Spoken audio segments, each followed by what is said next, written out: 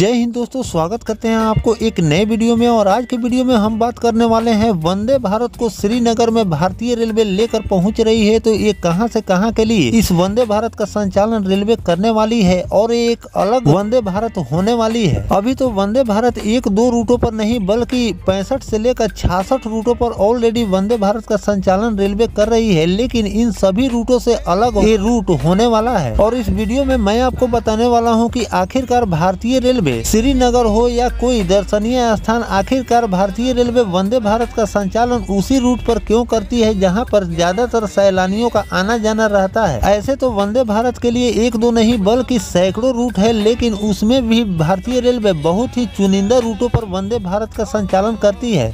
तो इस पर भी आगे हम बात करेंगे। तो चलिए इस वीडियो को शुरू करते हैं और जानने की कोशिश करते हैं कि कहां से श्रीनगर के लिए वंदे भारत का संचालन रेलवे करने वाली है और कब तक इसकी लॉन्चिंग आपको देखने को मिलने वाली है। तो दोस्तों, अगर आप चैनल पर नए हैं तो चैनल को सब्सक्राइब कर लीजिए और वीडियो अच्छा लगे तो वीडियो को लाइक जरूर कर दीजिएगा। चलिए इस डिटेल वीडियो को शुरू करते हैं। दोस्तों, राष्ट्रीय राजधानी दिल्ली से श्रीनगर के बीच वंदे भारत ट्रेन चलाने वाली है। रेल राज्य मंत्री रवनीत सिंह ने बताया कि प्रधानमंत्री नरेंद्र मोदी जनवरी में Udhampur Srinagar Baramulla rail link USBRL पर कश्मीर को नई दिल्ली से जोड़ने वाली वंदे भारत का उद्घाटन करेंगे। अधिकारियों के अनुसार वंदे भारत एक्सप्रेस ट्रेन जनवरी 2025 से शुरू होकर राष्ट्रीय राजधानी को घाटी से सीधे जोड़ेगी। यह ट्रेन दुनिया के सबसे ऊंचे रेलवे ब्रिज यानी कि चिनाब ब्रिज से होकर गुजरेगी। यह ब्रिज दुनिया की सबसे ऊंची रेलवे ब्रिज है और इससे बादलों के बीच से वंदे भारत होकर गुजरेगी तो इसकी खूबसूरती आपको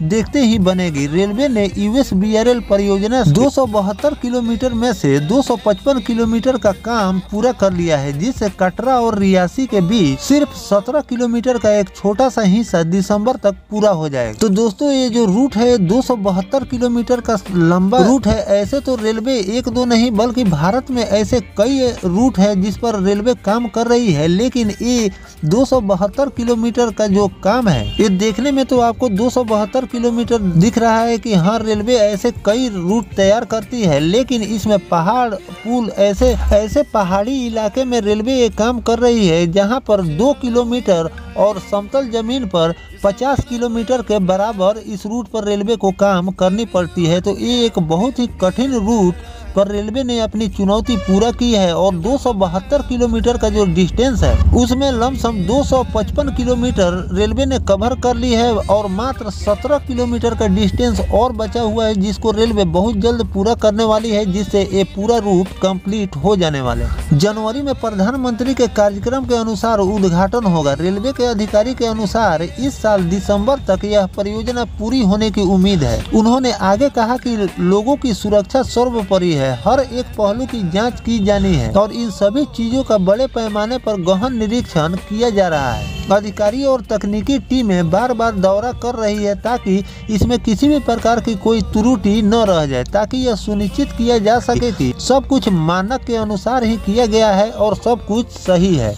इस परियोजना में बहुत मेहनत की गई है जो एक बड़े काम है। एक बार हर पहलू की जांच हो जाने के बाद ही इसके उद्घाटन की तारीख तय की जाएगी। मंगलवार को चिनाब रेल पुल सहित परियोजना के विभिन्न खंडों का दौरा करने वाले सिंह ने कहा कि हमें अगले साल जनवरी में कश्मीर के लिए ट्रेन सेवा शुरू करने की उम्मीद है। राजमार्ग पर ट्रकों और वाहनों का भारी दबाव है जो कि सर्दी के दौरान बंद हो जाते हैं। यह परियोजना घाटी के लोगों को राहत प्रदान करेगी, पर्यटन को बढ़ाएगी और व्यापार को भी बढ़ावा मिलेगा। यह NDA सरकार और प्रधानमंत्री की ओर से कश्मीर के लोगों को एक बड़ा उपहार है। उन्होंने कहा कि परियोजना पहले रुकी हुई थी, लेकिन पिछले 8 वर्षों में काम में तेजी लाई गई है और अब यह दिसंबर तक पूरा होने की राह दिखाई दे रही है।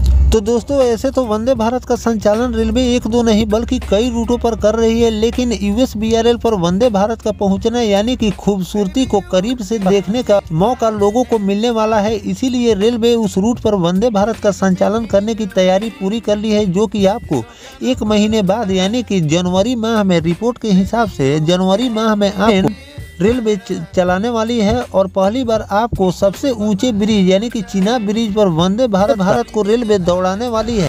साथ में सैलानी भी वहां पर वंदे भारत से घूमने ज्यादातर जाएंगे, क्योंकि जो भी लोग घूमने के तर्ज से जाते हैं उन लोगों की अगर वंदे भारत की सुविधा रेलवे देती है, उन लोगों को भी ये रूट काफी खूबसूरत नजर आने वाले हैं। क्योंकि अभी तक जो भी लोग जाते हैं वो दूसरे किसी सवारी से जाते हैं, और जो लोग वंदे भारत से सफर करेंगे इस USBRL प्रोजेक्ट के तहत, जो टनल के अंदर से जो ट्रेन गुजरेगी और बड़े बड़े ब्रिज से जब निकलेगी ये ट्रेन, तो और भी ज्यादा खूबसूरती बढ़ जाएगी। तो इन सब बातों को ध्यान में रखते हुए इस रूट पर वंदे भारत का संचालन करने की रेलवे ने तैयारी कर ली है, और 1 से लेकर 2 महीने के बाद आपको इस पर वंदे भारत का संचालन देखने को मिल जाएंगे, क्योंकि जनवरी में ही इसका उद्घाटन करने की तारीख पक्की की गई है। लेकिन इस पर आधिकारिक रिपोर्ट रेलवे ने अभी जारी नहीं की है, क्योंकि इस रूट का अभी सर्वे किया जा रहा है कि जो भी तैयार किया गया है उसमें किसी भी प्रकार की कोई त्रुटि न हो। साथ में 17 किलोमीटर का अभी काम भी बाकी है, उसको भी बहुत जल्द पूरा करने का टारगेट रखा गया है। 1 से लेकर 2 महीने में इसको भी पूरा कर लिया जाएगा, और पूरा होने के बाद आपको पहली ट्रेन उस रूट पर वंदे भारत का संचालन देखने को मिलेंगे, और इस पर आपको अलग कैटेगरी की वंदे भारत देखने को मिलेगी, क्योंकि वहाँ की जो एटमॉस्फेयर है